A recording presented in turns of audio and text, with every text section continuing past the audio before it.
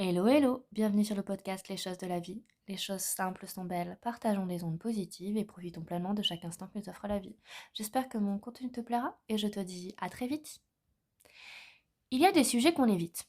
La politique, la religion, le poids, et puis il y a l'argent, le salaire, les dettes, les difficultés financières, la richesse.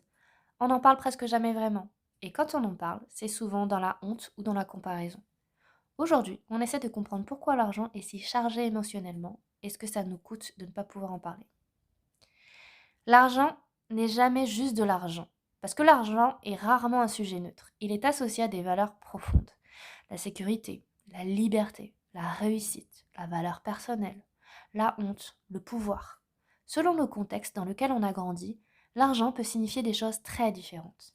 Dans certaines familles, l'argent est un tabou, on n'en parle pas, c'est impoli ou dangereux. Dans d'autres, c'est un baromètre de valeur. Gagner bien, c'est réussir, c'est être quelqu'un. Ces messages précoces s'inscrivent profondément et ils colorent toute notre relation à l'argent à l'âge adulte, souvent sans qu'on s'en rende compte. La honte de ne pas avoir assez. En fait, la difficulté financière porte une charge de honte immense dans notre société. L'idée que si tu as du mal, c'est de ta faute, et tu n'as pas fait les bons choix, que tu n'es pas assez discipliné ou ambitieux. Cette narrative ignore les structures sociales, les héritages, les accidents de parcours, et elle individualise une réalité qui est souvent bien plus complexe. La honte de la difficulté financière pousse à cacher, à ne pas demander d'aide, à continuer à dépenser pour maintenir une apparence, même quand on ne peut plus se le permettre, à s'isoler plutôt que de chercher du soutien. Et cette honte empêche d'agir. On ne prend pas de rendez-vous avec un conseiller financier parce qu'on a honte de sa situation. On n'accepte pas l'aide parce qu'on croit qu'on devrait s'en sortir seul, et les difficultés s'accumulent. Il y a également la honte d'avoir trop.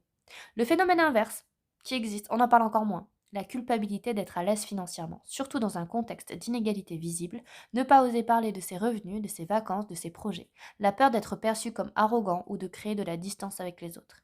Il y a aussi le syndrome de l'imposteur financier, des gens qui ont réussi mais qui vivent dans la peur que ça disparaisse, qui ne se permettent pas de profiter de ce qu'ils ont parce que ça ne leur semble pas mérité. Ces deux formes de honte, de ne pas avoir assez ou d'avoir trop, ont en commun de rendre le sujet impossible à aborder. Et ce silence maintient tout le monde dans une forme d'isolement autour de quelque chose qui impacte profondément le quotidien. Parler d'argent ne veut pas dire afficher ses finances ou comparer les salaires. Ça peut simplement commencer par des choses plus simples. Nommer ce qu'on ressent face à l'argent, à soi-même d'abord. Je ressens de la honte quand je parle de mes dettes. Je ressens de la culpabilité quand je dépense pour moi. Ces émotions ont le droit d'exister, de se dire. Chercher des espaces de confiance pour en parler, un thérapeute, un ami proche, un groupe de soutien financier. L'isolation aggrave les difficultés. La parole peut être le premier pas vers l'action. Et collectivement, normaliser des conversations sur l'argent dans des contextes appropriés, la transparence salariale quand elle est possible, réduit les inégalités. Les conversations entre amis sur les budgets peuvent devenir la pression sociale et à dépenser ce qu'on n'a pas. Donc l'argent, c'est un outil. Il peut générer de la sécurité, de la liberté, de la joie, mais il peut aussi concentrer de la honte, de la peur et du silence. Enlever la charge émotionnelle qui entoure l'argent ne se fait pas du jour au lendemain, mais ça commence par refuser de se définir par sa situation financière dans un sens ou dans l'autre. J'espère que ce podcast t'a plu.